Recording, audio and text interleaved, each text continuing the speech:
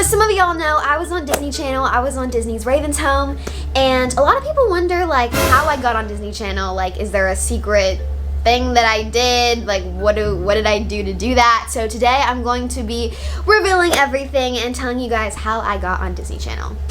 Alright, so before we get into the video, I just wanted to give you guys a quick little update because a lot of you guys were asking like what's going on with the squad and me and like everything that's going on there. Obviously there's been distance there, you haven't seen me in a lot of the videos, and the reason for that is because I've been out of town. That's literally it, you guys. That's all. Nothing crazy. Everything is good. No drama. I'm going on tour with them in the fall.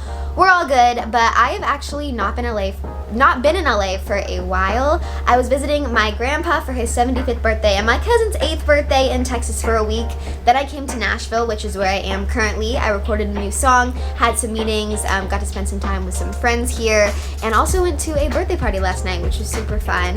And then tomorrow I'm actually going to Louisiana. I booked a really exciting project and I'm going to be filming there. I will not be in LA for about a month, which will be kind of crazy. But you know what? Let's just get into the video. You guys are probably like, Jenna, you're rambling too much. So I'm sorry, but make sure you guys like, subscribe, and turn on those post notifications. And yeah, let's just get into it. Okay, you guys, so as some of you guys know, I was on Disney Channel's Raven's Home. I played Sienna, the girl with the little pug. So Raven's Home is the That's So Raven spinoff starring Raven-Symoné. And let me just say, I loved being a part of the show. I learned so much, and it was different than I ever expected. If you want me to make a whole entire video like dedicated to that, let me know. And if you have like specific acting questions, like how I got into acting and everything, let me know, because I can totally do a video about that, because a lot of people ask about how I did that. Oh, I wanted to clarify that Raven's Home is not the only acting job I've done. All my other credits are on IMDb. It's just one of the ones I get asked about the most, so yeah, that's why I made a video on it. Okay, back to the video.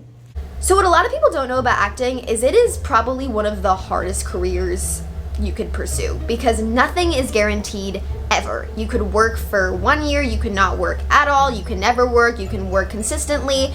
Literally, you have no clue. And that's kind of scary, but it's also exciting. And what a lot of people don't talk about is there are so many auditions that actors audition for that they will never hear from, that they will never book, or they will go super far and then don't book it.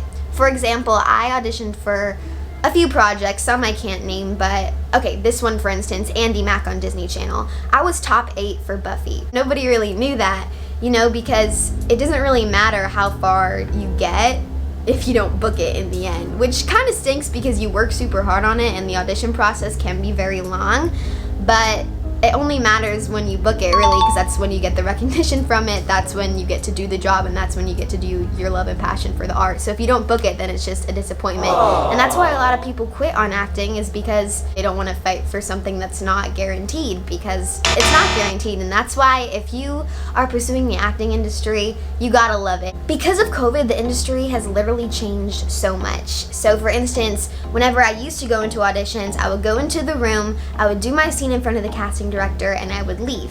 And then if they liked me in the room, if they liked what I did, they would, you know, call my agency, well, I guess email my agency and tell them that I got a call back. And then I would go in, do the same thing again, and then it would move on to typically a producer session, or depending on how fast the project is moving, a director session or a network session, and then a chemistry read. And then if you have the chemistry with the other character and they like you and you book it, then you get a contract, and then you're pinned, and then you book it. So there's like so many steps when it comes to acting. It's not like you just audition and you book it. Nowadays, because of COVID, everything is on tape, so every audition that I do, I tape at home and I send it in.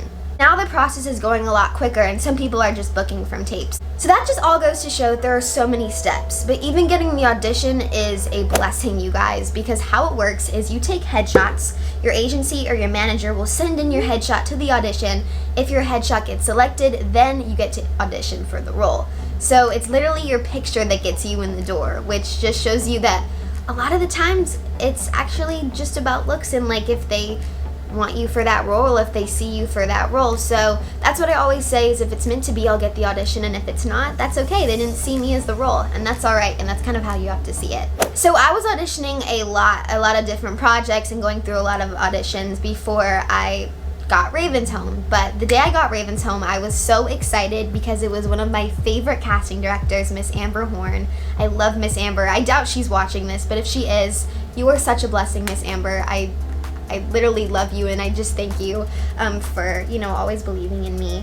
But I got the audition, and so how it works when you get an audition, it'll say the character, the project, typically the dates that it's working, and then the character description. So that will give you kind of a vibe of who the character is, how the writers wrote the character, and kind of what they see for the character. Sometimes it's very long and like very lengthy because they know exactly like who the character is, and sometimes it's very short, and that's kind of typically when they want you to make your own choices. So when I read the character description for Sienna, I wanted to play her kind of quirky because I could kind of see that her dialogue was quirkier and she was kind of quirkier. So I was like, okay, I'll play her quirky. I vividly remember I went into the room for the audition. I did my audition and it was good, and then I left, and I remember Miss Amber laughing in the room, and I remember her liking it. But ultimately, casting directors can only do so much because it's not ultimately up to them, which I wish it was sometimes, but it's up to the producers and the directors. So if the casting director likes your audition, they will send it over typically to the producers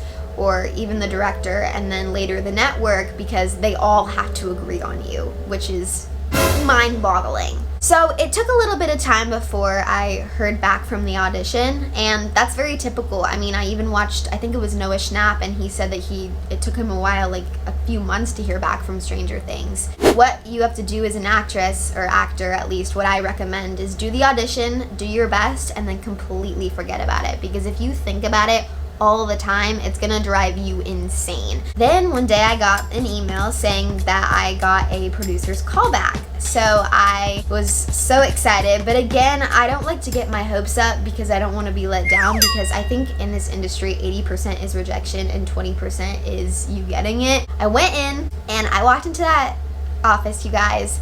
I saw a few of the girls that I knew, and I'm like, oh my gosh, these are good actors, and I am in here with a lot of really talented people that are going against the same role as me. But I was like, oh my goodness, these girls are all so talented, and I'm in here with them. But I was like, you know what, Jenna, focus up, just do your best and bring it. So I went into the room, I did my audition, they laughed, and the producers, Michael and Dava, were in there. They're lovely. I loved working with them. And I remember I got asked to sing in the room because Miss Amber is my little cheerleader. She's the best. And I sang for them, and it was after that. I was in a shoe store about a week later or a few days later, and we got the call, and I cried. And I was so excited, and it was such an amazing opportunity. But I guess it comes here to say that acting is definitely difficult. Some people can just audition for their first project and book it, and if you can do that, claps to you, that is insane. But usually it's a lot of auditions before you can even reach your booking, and you know, I'm still dealing with that. I'm so grateful because I'm working this upcoming weeks on a new project, and there's one I have in theaters coming out later this year, so I am just so ecstatic about that. But it's a hard grind and a hard work, but if you keep doing it, I believe that you can be successful in it, and if you have a true passion for it, you got it. You got this. So hopefully that all made sense, and you guys can kind of get a little bit of a feel of how I got on Disney. I mean, everybody's experience is different, and everybody's way of getting on. Usually it is through an audition, but who knows? I'm sure there's other ways people have got on or whatever, but hopefully that made sense. I love you guys so much. Thank you for watching, and I will see you next week. Bye!